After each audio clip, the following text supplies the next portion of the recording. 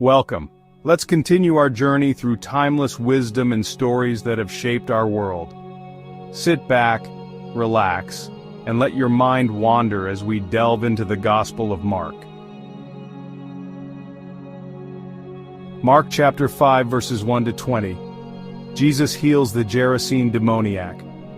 They came to the other side of the sea, to the country of the Gerasenes. And when he had come out of the boat, there met him out of the tombs a man with an unclean spirit, who lived among the tombs, and no one could bind him any more, even with a chain. For he had often been bound with shackles and chains, but the chains he wrenched apart, and the shackles he broke in pieces, and no one had the strength to subdue him. Night and day among the tombs and on the mountains he was always crying out and bruising himself with stones. And when he saw Jesus from afar, he ran and worshipped him. And crying out with a loud voice, he said, "What have you to do with me, Jesus, Son of the Most High God? I adjure you by God, do not torment me."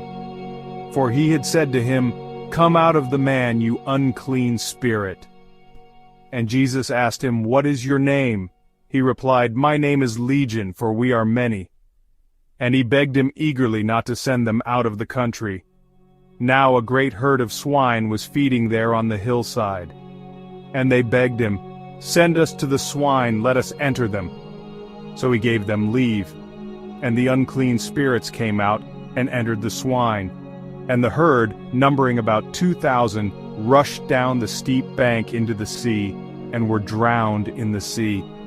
The herdsmen fled and told it in the city and in the country, and people came to see what it was that had happened. And they came to Jesus and saw the demoniac sitting there clothed and in his right mind, the man who had had the legion, and they were afraid.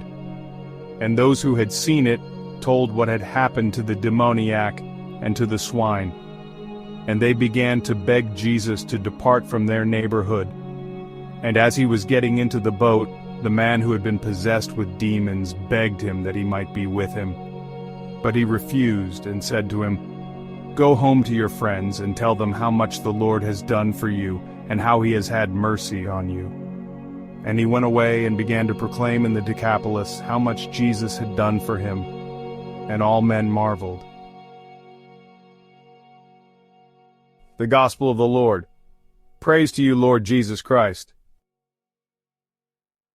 Now let us not merely listen to these words, but let us put them into action.